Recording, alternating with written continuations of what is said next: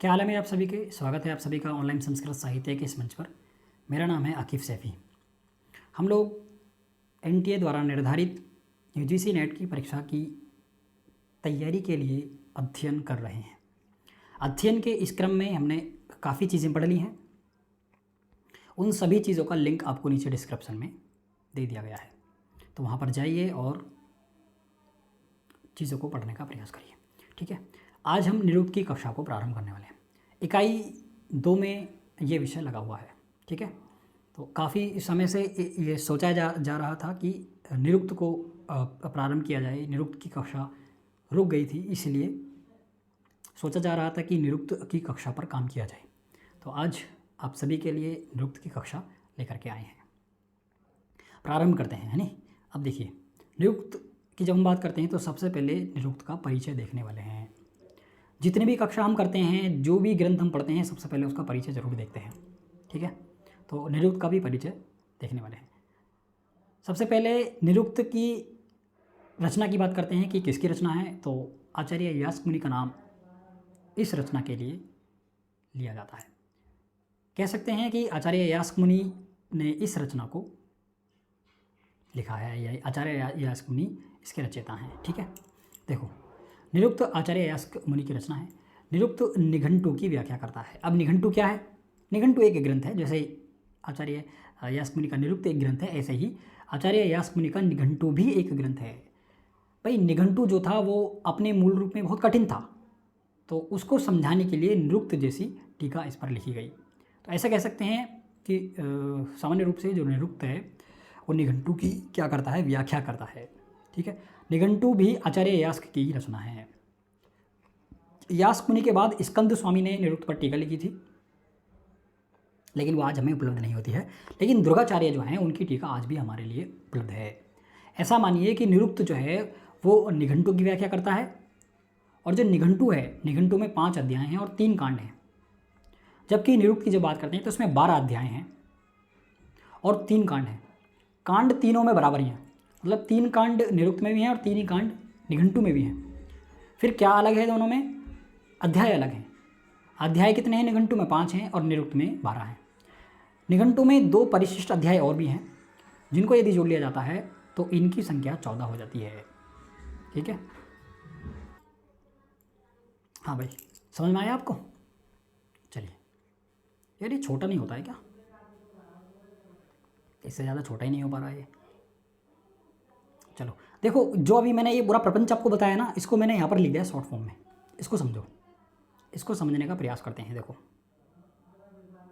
यहाँ से आपको समझ में आएगा। तो 4 मिनट के लिए, 10-5 मिनट के लिए आप क्या कर सकते हैं, इसकी क्वालिटी को थोड़ा सा बढ़ा लो वीडियो की को, क्योंकि ये आपको दिखेगा नहीं जब तक इसको बड़ा नहीं करेंगे और इसकी क्वालिटी को नहीं बढ़ाएंगे। हो सकता है आपको ना दिखे, तो थोड़ी सी क्वालिटी इसको बढ़ा लो, ताकि ये वाला जो विषय आपको समझ में आ जाए। देखो, 3 कांड ही निरुक्त में है और 3 ही कांड किस में है? निघंटु में है। ये निघंटु है और ये निरुक्त है, ये ध्यान रखो। ये क्या है? निरुक्त है, और ये क्या है? निघंटु है नहीं। दोनों को समझने का प्रयास करते हैं, क्या समानताएं हैं और क्या विषमताएं हैं। वे समानताएं क्या है कि इसमें भी 3 कांड हैं, और इसके कांड का नाम क्या है? देखिए यहाँ पर पहला जो कांड है इसका क्या नाम है? निघंटु है। इसका जो पहला कांड है इसका भी नाम क्या है? निघंटु है। दूसरा कांड निरुक्त का नैगम कांड है, और दूसरा कांड निरुक्त का भी निघंटु का भी नैगम कांड है।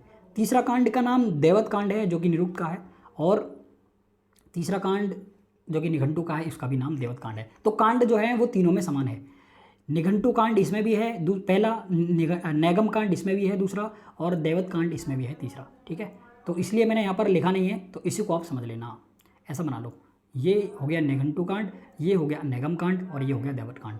ये निरुक्त के लिए भी है और ये निघंटु के लिए भी है। ठीक है, अब देखो, दोनों ग्रंथों को पैरेलल में चलाते हैं। सबसे पहले निघंटु की बात करते हैं, सबसे पहले निरुक्त की बात करते हैं।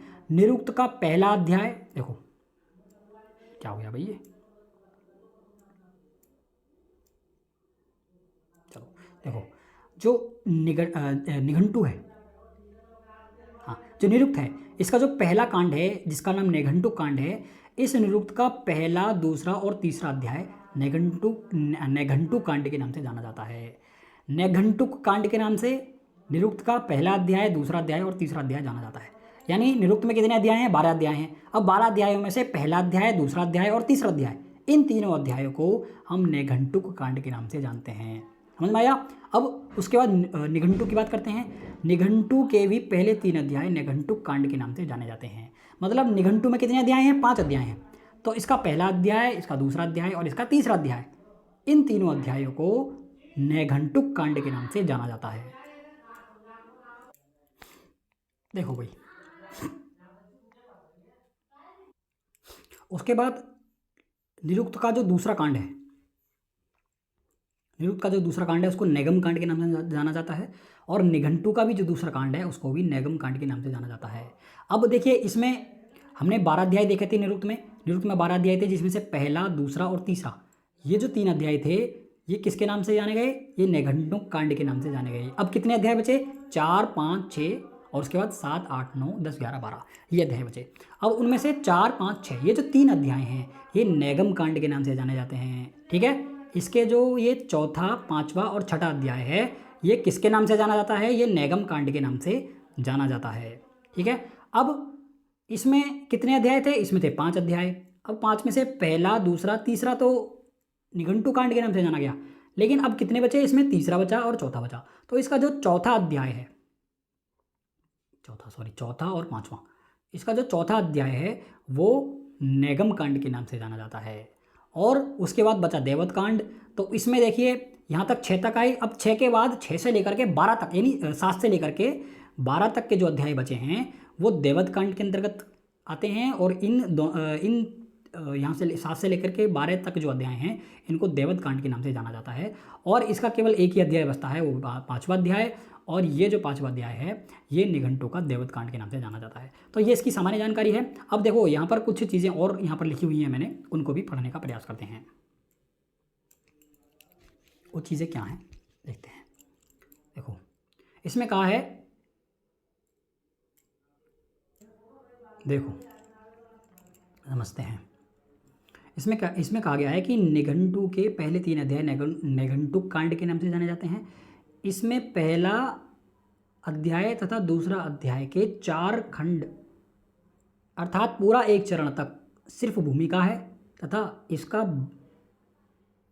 इसके बाद की बाकी के बचे अध्यायों में कुल 134 शब्दों की परिगणना हुई है और 230 वर्णों की व्याख्या यास्क मुनि ने की है। इसमें अधिकांश क्या हैं? पर्याय हैं। उसके बाद यहाँ पर क्या जान सकते हैं? यहाँ पर देखिए कुछ लिखा हुआ है। इसमें लिखा है कि चौथे अध्याय में 62, 5वें अध्याय में 84 तथा 6ठे अध्याय में 132 पदों का क्या है? संग्रह किया गया है। कुल मिलाकर के 287 पद हैं। उसके बाद देवत कांड की जब बात करते हैं तो निरुक्त के 7वें और 7 से लेकर के 12वें अध्याय, यानी जो 6 अध्याय हैं, इनको देवत कांड के नाम से जाना जाता है। और देवत कांड के नाम से तो जान लिया। उसके बाद 3, 13, 36, 32, 36 और 31, कुल मिलाकर के 141 पदों का निर्वचन इस वाले कांड में किया गया है। निरुक्त के देवत कांड में 141 पदों का निर्वचन किया गया है। ठीक है, कुछ निर्वचन हमारे लगे हुए भी हैं जिनको हमें पढ़ना है। तो बुद्धि खोल करके यदि इस चार्ट को समझने का प्रयास करोगे तो आराम से ये चार्ट आपकी बुद्धि में बैठ जाएगा। ठीक है, आगे हम बात करते हैं। भाई, निरुक्त जो ग्रंथ है, इस पर बहुत सारी टीकाएँ की गई हैं। तो कौन सी हैं, क्या हैं, कैसे हैं, ये हमसे पूछी जा सकती हैं। तो निरुक्त के टीकाकार की बात करते हैं। तो मुख्य रूप से 3 टीकाकार हमारे सामने आते हैं। पहले हैं दुर्गाचार्य, दूसरे हैं स्कंद महेश्वर हैं और तीसरे हैं वरुचि हैं।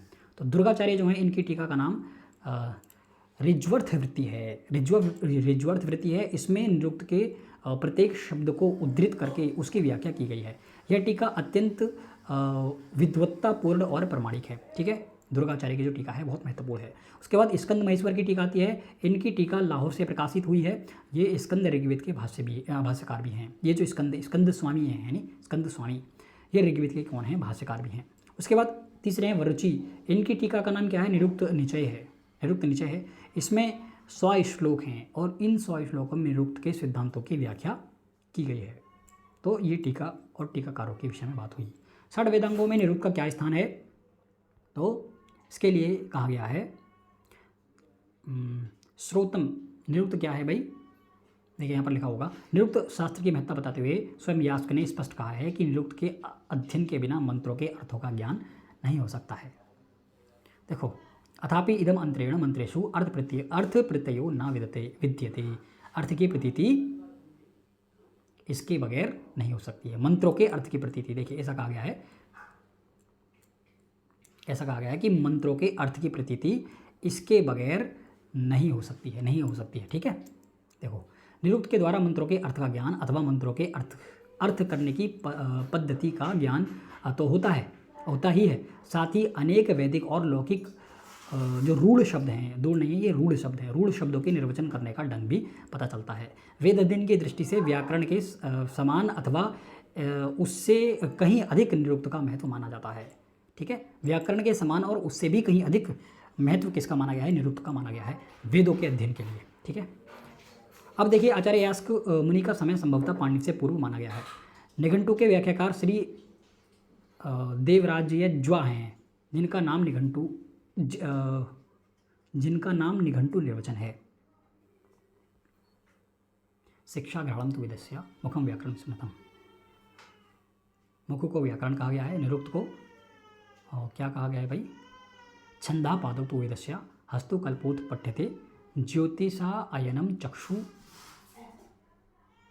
और स्रोत। निरुक्त को क्या कहा गया है? स्रोत कहा गया है। वेद रूपी पुरुष का कान कहा गया है। तो इससे इसकी महत्वता पता चलती है। यास्क मुनि के पूर्ववर्ती निरुक्तकार भी हुए हैं। जैसे निरुक्त के व्याख्याकार दुर्गाचार्य ने निरुक्त चतुर्दश प्रभेदम, दुर्गाचार्य की एक टीका है, इसमें कहा है कि निरुक्त के पूर्ववर्ती कई निरुक्तकार हुए हैं। उनका नाम क्या है? उनका नाम आया जैसे अग्रायण है, औपन्यव है, औरडभाव है, औरडवाभ है, गार्ग्य है, गालव है, वारसायणी है और शाकपुड़ी इत्यादि क्या हैं? ये निरुक्त आचार्य हैं। यानी कुल 12 आचार्य का उल्लेख हमें यहाँ पर मिलता है। अब यास्क निरुक्तकार हैं, इनके विषय में जानते हैं। महाभारत शांति पर्व में यास्क ऋषि के निरुक्तकार होने का स्पष्ट उल्लेख हमें मिलता है। किसमें मिलता है? महाभारत के शांति पर्व में। साथ ही यह भी उल्लेख है कि यास्क ने नष्ट हुए निरुक्त शास्त्र का पुनरुद्धार किया है। भाई, जब कोई ग्रंथ समाप्ति की कगार पर आता है ना, समाप्ति का मतलब ये होता है कि जब उसका अस्तित्व थोड़ा सा कम होने लगता है, तब उस पर टीका टिप्पणी की जाती हैं उसके अस्तित्व को बरकरार रखने के लिए, ताकि उसको फिर से पढ़ा जाए। तो ऐसे ही जब निरुक्त का अस्तित्व समाप्त होने लगा था, तब आचार्य यास्क मुनि ने निरुक्त की रचना की या निघंटु की रचना की थी। ठीक है, तो ये चीज़ें हैं। इनका समय, जब हम इनके समय की बात करते हैं तो 800 ईसा पूर्व इनका माना जाता है, यानी पाणिनि से पूर्व के माने जाते हैं। अब आ जाओ यहाँ पर, देखिए, यहाँ से हम निरुक्त का अध्ययन प्रारंभ करते हैं। मूल पढ़ेंगे यहाँ से। इसमें कहा गया है समाम्नायः समाम्नातः स व्याख्यातव्यः तम इमं समाम्नायं निघंटव इति आचक्षते या इति आचक्षते। ठीक है, इसमें कहा गया है समाम्नायः समाम्नातः। ये जो समाम्नाय है, समाम्नातः, इसको इकट्ठा कर लिया गया है। स व्याख्यातव्यः, अब उसकी व्याख्या करेंगे, अब उसकी व्याख्या करनी चाहिए, ऐसा कह रहे हैं। तम इमं समाम्नायं निघंटव इति आचक्षते। तम इमं समाम्नायम, यह जो समाम्नाय है निघंटव, इसको निघंटव कहा गया है। आचक्षते मतलब कहते हैं। यह जो समाम्नाय है इसको क्या कहते हैं? निघंटव कहते हैं। अब देखिए यहाँ पर हिंदी में लिखा है हिंदी में क्या है? वह जो वेद के क्लिष्ट पद हैं, अर्थात समाम्नाय हैं, यानी समाम्नाय समाम्नाता, उनको इकट्ठा कर लिया गया है। उनको क्या कर लिया गया है? इकट्ठा कर लिया गया है। अब उनकी व्याख्या प्रस्तुत करते हैं। वेद के इन्हीं पदों को निघंटव कहा जाता है, यानी तम इमं समाम्नाय, मतलब ये जो समाम्नाय है इसी को निघंटव इति आचक्षते, इन्हीं को निघंटु कहा गया है, यानी तो ये है। उसके बाद देखिए, अब ये जो समाम्नाय है इसकी व्याख्या कर रहे हैं। तो समाम्नाय शब्द जो है वो कैसे उत्पन्न हुआ है? सम और आंग उपसर्ग है और इसके साथ ना धातु है। इससे कम कारक में, कम नहीं, कर्म कारक में क्या है? कर्म कारक में घय प्रत्यय करके निष्पन्न माना गया है। सम का अर्थ है सम्यक, आ का अर्थ है एक विशिष्ट क्रम में, और तथा म्न धातु का अर्थ है अभ्यास, अर्थात किसी विषय का एक बार विचार करना, मनन करना इत्यादि इसका अर्थ है समाम्नाय हो।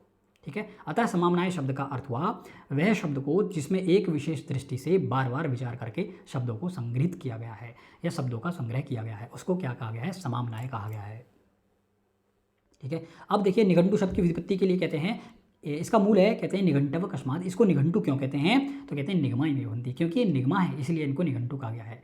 देखिए छंदोभ्य समाहृत्य समाहृत्य समाम्नातः ते निघंटवा एव सन्तो निगमनात् निघंटवा उच्यन्ते इति औपन्यवः। छांद योग्य यानी छंदों से यानी वेदों से समाहृत्या समाहृत्या उठा करके समाम्नातः इनको इकट्ठा किया गया है। ते निघंटवा एव सन्तो यानी ये निघंटव हैं और निगमनात् निघंटवा उच्यन्ते, निगमन होने के कारण इनको निघंटु कहा गया है। इति औपन्यवा, ऐसा औपन्य का विचार है। अपि वा आहनन एव स्युः देखिए समाहता भवन्ति यद वा समाहृत्या भवन्ति, यहाँ पर लिखा गया है देखिए अथवा आहृत मर्यादा एवं विभाग के साथ पठित होने के कारण ही इन शब्दों के नाम निघंटु हुए हैं, क्योंकि ये शब्द समाहृत एक साथ पठित होते हुए अथवा ये शब्द वेदों से चुने हुए होते हैं, इसलिए इन्हें निघंटव कहा जाता है। इतनी चीज़ आपको समझ में आई। उसके बाद देखो निघंटों में शब्दों के 4 विभाग यहाँ पर किए गए हैं। मूल पढ़ते हैं यहाँ से, तद यानी चत्वारि पद जातानि नाम आख्याते च उपसर्गे निपातश्च तानि मानि भवन्ति। कहते हैं यह जो पद हैं ये 4 प्रकार के हैं। 4 प्रकार के कौन कौन से हैं, चत्वारि पद जातानि, 4 प्रकार के पद कहे गए हैं, नाम आख्यात उपसर्ग और निपात। अब एक एक करके सबको बताएंगे, नाम क्या है, आख्यात क्या है, उपसर्ग क्या है और निपात क्या है। ठीक है, अब आते हैं यहाँ पर। अब देखिए नाम और आख्यात की परिभाषा यहाँ पर दे रहे हैं। मूल क्या है, तत्र देखिए तत्र एतन नाम आख्यात तयोर लक्षणम प्रतिशंति। अब नाम और आख्यात का जो लक्षण है उसको बता रहे हैं। भाव प्रधानम आख्यातम सत्य प्रधानी नामानी। जो भाव प्रधान होता है उसको आख्यात कहा गया है। भाव का मतलब यहाँ पर क्रिया लिया गया है, तो जो क्रिया प्रधान है वह क्या आख्यात है, और जो सत्व यानी जो नाम प्रधान है उसको नामानी, उसको नाम कहा गया है। सत्व प्रधान को नाम कहा गया है और भाव प्रधान को आख्यात कहा गया है। लक्षण यहाँ से पूछा जा सकता है आपसे, ऐसा पूछा जा सकता है कि आख्यात का क्या लक्षण आचार्य यास्क मुनि करते हैं, तो हम बताएंगे कि भाव प्रधानम आख्यातम, और यदि हमसे नाम का पूछा जाएगा तो हम कहेंगे सत्व प्रधानी नामानी। अनुवाद यहाँ पर दिया हुआ है, आप इसको पढ़ सकते हैं। देखो पढ़ने का प्रयास करते हैं। यानी 4 प्रकार के पदों में से नाम और आख्यात की परिभाषा बताते हैं। जिन पदों के भाव यानी क्रिया की प्रधानता हो वे आख्यात हैं, तथा जिनमें सत्व यानी द्रव्य अथवा सिद्ध भाव की प्रधानता होती है उनको नाम कहा गया है। अब देखिए व्याख्या यहाँ से पढ़ने का प्रयास करते हैं। यहाँ नाम और आख्यात पदों की परिभाषा प्रस्तुत की जा रही है। प्रतिशंति का अर्थ उपदेशित करते हैं, यानी प्रतिशंति का मतलब क्या है, उपदेश करते हैं, बताते हैं। प्राउपसर्ग पूर्वक दिस धातु का एक अर्थ उपदेश भी होता है।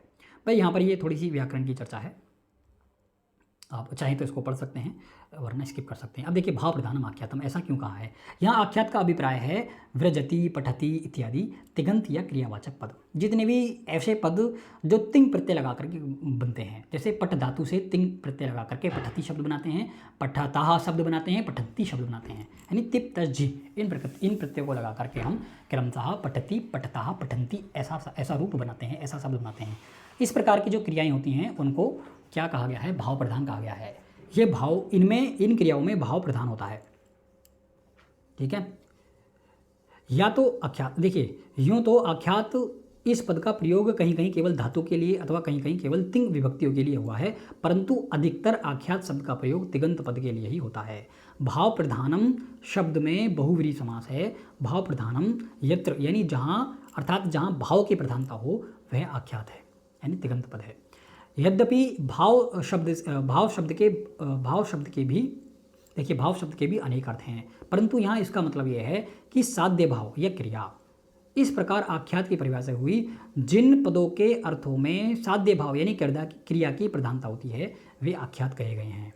ठीक है, उसके बाद सत्व प्रधानी नामानी, इसका क्या मतलब है, इसके लिए कहते हैं कि नाम शब्द की परिभाषा यह है कि जिनमें सत्व अर्थात द्रव्य की प्रधानता हो वह नाम कहे जाते हैं।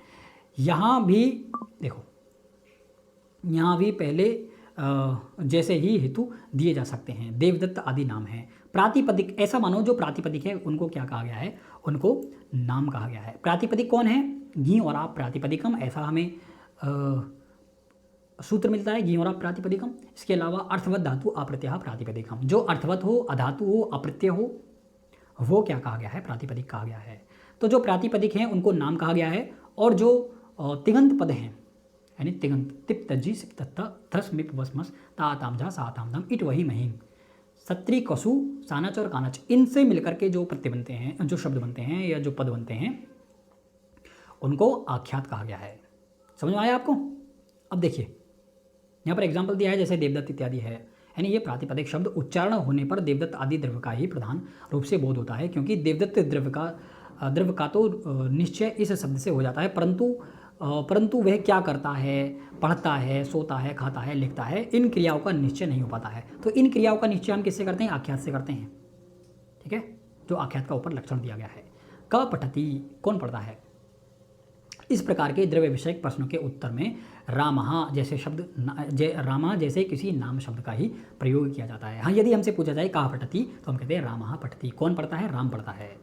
अब देखो, जब कभी प्रातिपदिक शब्द का प्रयोग किया जाता है तो वह लिंग तथा संख्या से युक्त होता है। विद्वानों ने लिंग तथा संख्या से युक्त होने को ही सत्य कहा है। लिंग और संख्या से यदि युक्त है तो उसको सत्य कहते हैं। अब देखो, इसका अर्थ यहाँ पर दिया हुआ है, जिन शब्दों के उच्चारण करने से द्रव्य की प्रधान रूप से प्रतीति होती है, उसे व्याकरण में विद्वान लोग नाम कहते हैं। इस प्रकार जिन शब्दों से भिन्न भिन्न अर्थों में 8 विभक्तियां प्रयुक्त होती हैं और वजन तथा लिंग की दृष्टि से अंतर पाया जाता है, उसे आचार्य लोग क्या कहते हैं? नाम कहते हैं। हाँ भाई, कहाँ पढ़ते हैं हम?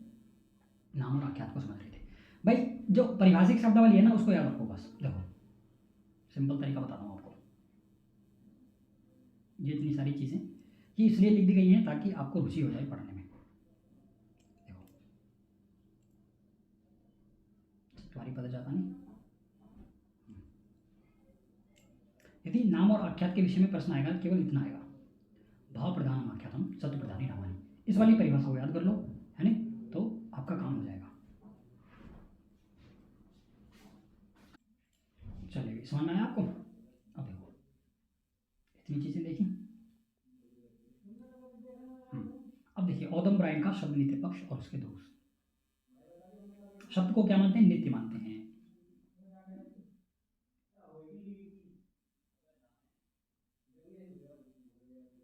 देखो, इसमें कहा गया है, इसका मूल देखते हैं। इसमें कहा गया है कि इंद्रियम नित्यम वचनम औदम ब्रायन। औदम ब्रायन क्या कहते हैं? औदम ब्रायन कहते हैं कि जो शब्द हैं वह केवल इंद्रियों में ही नित्य हैं। मतलब जब तक हमारी इंद्रियां उन शब्दों को उच्चरित करती हैं तभी तक उनकी सत्ता है। बाद में बाहर जाकर के वो सारे के सारे नष्ट, बाहर जाकर के वह सारे के सारे शब्द जो हैं वह समाप्त हो जाते हैं। ऐसा कौन कहते हैं? ऐसा औदम ब्रायन कहते हैं। ठीक है, तत्र चतुष्टया न उत्पद्यते। इस प्रकार से जो चतुष्टया, 4 प्रकार का जो विभाग किया गया था ना, नाम आख्यात उपसर्ग और निपात, उससे न उत्पद्यते, वह ऐसा कह रहे हैं कि उसकी उत्पत्ति नहीं हो सकती है। यानी देखिए, यहाँ पर लिखा हुआ है ना कि भिन्न भिन्न समय में उत्पन्न हुए शब्दों का एक दूसरे के प्रति, देखिए यहाँ पर है, इस मत में पदों के 4 विभाग नहीं बन पाते हैं। यानी इस मत की जब बात करते हैं तो इसमें पदों के 4 विभाग नहीं बन पाते हैं। फिर कहते हैं अयुगपत उत्पन्नानाम व शब्दानाम इतरेत उपदेशः शास्त्रकृतो योगश्च। ऐसा कह रहे हैं कौन? ऐसा औदम ब्रायन कह रहे हैं। मतलब क्या मतलब है इस बात का? इस बात का मतलब ये है कि भिन्न भिन्न समय में उत्पन्न हुए शब्दों का एक दूसरे के प्रति गौण प्रधान भाव से संबंध तथा व्याकरण शास्त्र में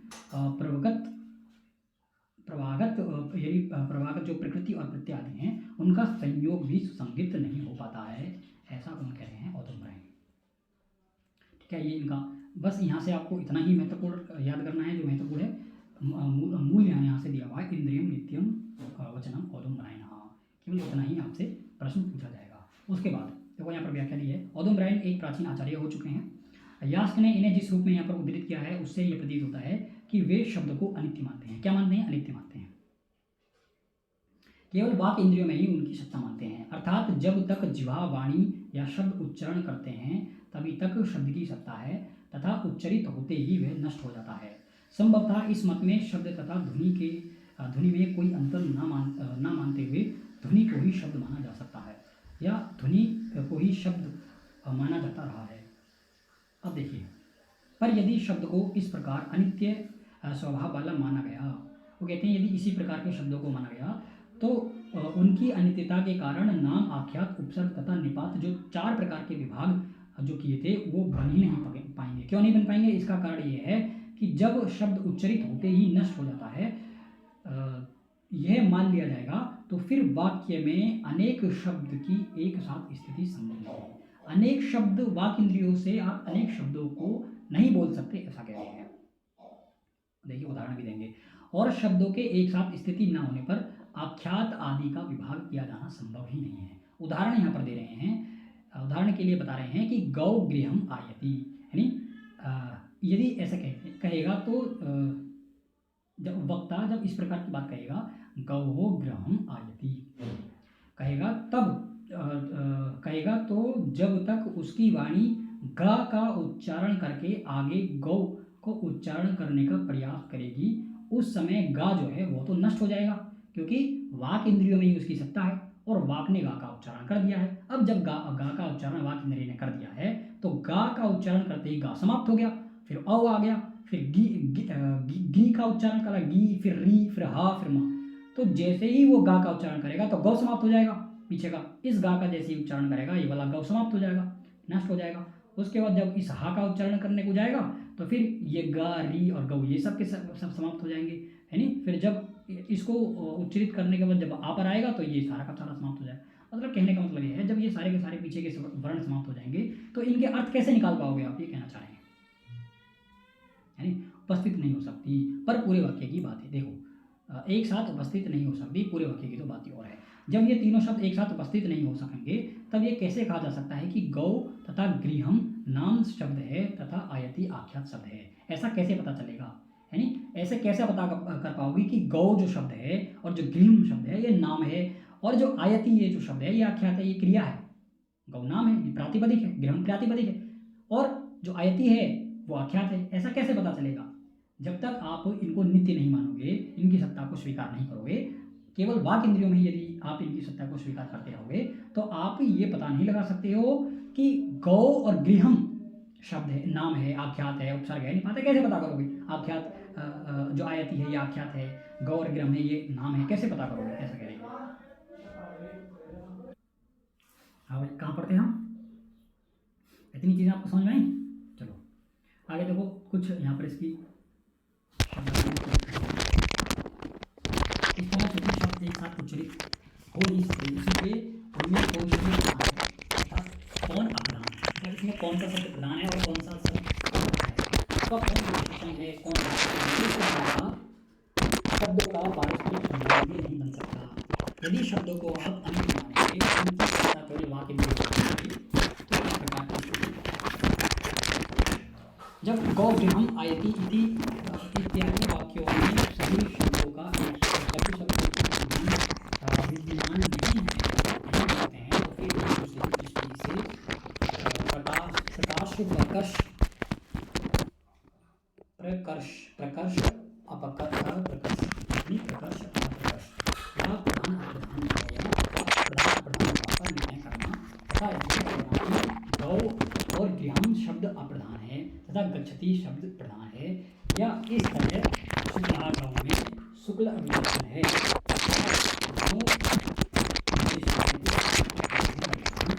का विचार आप नहीं कर सकते यदि आप नहीं मानते। इतनी सारी चीजें इसके बाद व्यास का शब्द में यहाँ पर